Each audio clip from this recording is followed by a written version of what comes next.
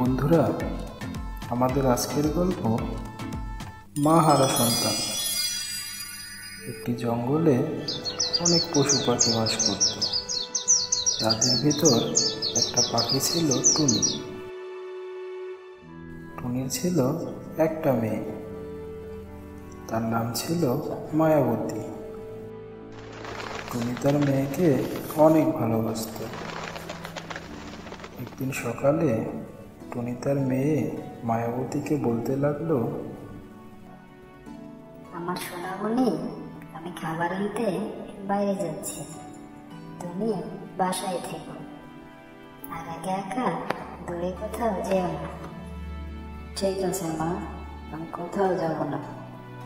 আমার একা একা থাকতে যে ভয় লাগে, তুমি তাড়াতাড়ি ফিরে এসো। ঠিক আছে মা, আমি তাড়াতাড়ি ফিরে আসবো।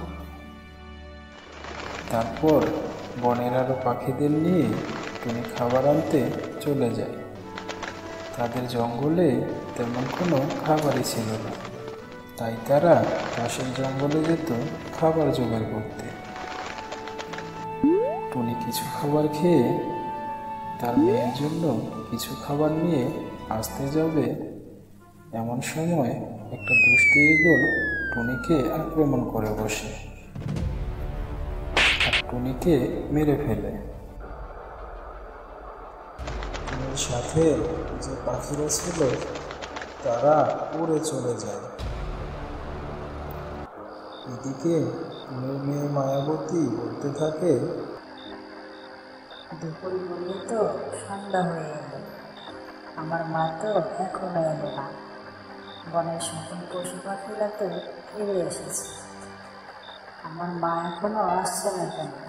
আমার মায়ের কোনো বিপদ হয়নি তো? কিছুক্ষণ পরে বনের কয়েকটা পাখি মায়াবতীর কাছে আসে। একটা পাখি একটা কবুতরকে বলতে থাকে, কবুতর ভাই, মায়াবতীর মা টুনিকে তো ওই দুষ্টু ঈগলটা মেরে ফেলবে। এই কথা তো মায়াবতীকে জানানো দরকার।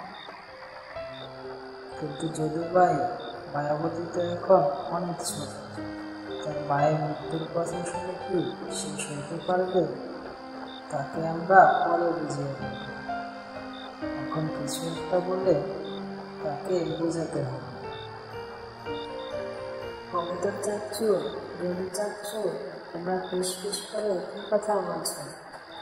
আর আমার মা কোথায়? সে এখনো আসছে না কেন? তোমরা আমার মাকে এনে দাও, আমার মাকে ছাড়া যে আমার ভালো লাগছে না। মায়াবতী মা, তোমার মা পাশের জঙ্গল থেকে ফেরার সময় পথ ভুলে গেছে হয়তো।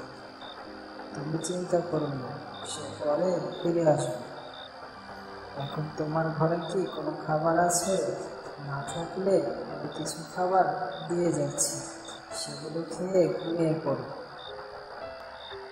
না না, আমার কোনো খাবার লাগবে না, তোমরা আমার মাকে এনে দাও, আমার মাকে এনে দাও। তারপর কবুতর আর যদু চলে যায় আর মায়াবতী অনেক কাঁদতে থাকে। কাঁদতে কাঁদতে একসময় সে ঘুমিয়ে পড়ে। পরের দিন সকালে যদু পাখি আর কবুতর আসে মায়াবতীর কাছে। মায়াবতী মা, তোমাকে একটা কথা বলতে এলাম। কি হয়েছে দিদি চাচ্ছু? আমার মায়ের কি কোনো খবর পেলে? মায়াবতী মা, ভাগ্যের উপর আমাদের তো কোনো হাত নেই। গতকাল তোমার মা টুনি খাবার নিয়ে আসতে যাবে, এমন সময় একটা ঈগল তাকে আক্রমণ করে বসে আর তাকে মেরে ফেলে। তোমার মা আর ফিরবে না। বাকি জীবন তোমাকে একা একা বেঁচে থাকতে শিখতে হবে। না না, তোমরা কি বলছো এসব? আমার মা আর বেঁচে নেই, আমি মাকে ছাড়া কি করে বাঁচব? মা, ও মা, না। মায়াবতী মা, তুমি কেঁদো না, এখানে আমাদের তো কিছুই করার নেই। এখন সামনে কি করা যায় আমাদের তা ভাবতে হবে। তুমি তো অনেক ছোট, এখানে একা একা থাকতে পারবে না। পাশের জঙ্গলে তোমার এক খালা থাকে, আমরা তোমাকে তোমার খালার কাছে রেখে আসতে চাই। কিন্তু কবুতর চাচ্ছ, এই বাসাতে আমার মায়ের সব স্মৃতি আছে, আমি কি করে যাব এখান থেকে? শোনো মা, তুমি যেখানে থাকবে তোমার মায়ের স্মৃতি সেখানেই তোমার সাথে থাকবে। আর এখানে একা একা কি করে থাকবে তুমি? ঠিক আছে চাচ্ছু, আমাকে নিয়ে চলো আমার খালামণির বাসা। তারপর কবুতর মায়াবতীকে নিয়ে চলে গেল তার খালামণির বাসায়। কি হয়েছে মা, কাঁদছো কেন? আর তোমার মা কোথায়, সে কি আসেনি? আসলে তুমি এখন আর এই দুনিয়াতে নেই। একটা দুষ্টু ইগল তাকে মেরে ফেলেছে, তাই তার ছোট ছানাকে নিয়ে তোমার কাছে আসলাম। না না, এটা কি হয়ে গেল আমার বোনের সাথে? মায়াবতী মা, তুমি কেঁদো না, আজ থেকে আমি তোমার মা, আমি তোমাকে আমার মেয়ের মতো লালন পালন করবো। তারপর কবুতর চলে যায় সেখান থেকে। আর মায়াবতীর খালা তাকে অনেক আদর যত্ন করতে থাকে। আর মায়াবতী তার খালাকে পেয়ে তার কষ্ট কিছুটা হলেও দূর হয়ে যায়।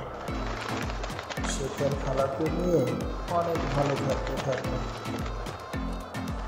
বন্ধুরা, আমাদের আজকের গল্পটা কেমন লাগলো?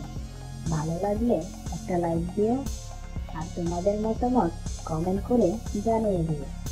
নতুন নতুন মজার মজার গল্প পেতে নতুন কার্টুন বেবি চ্যানেলটি সাবস্ক্রাইব করুন।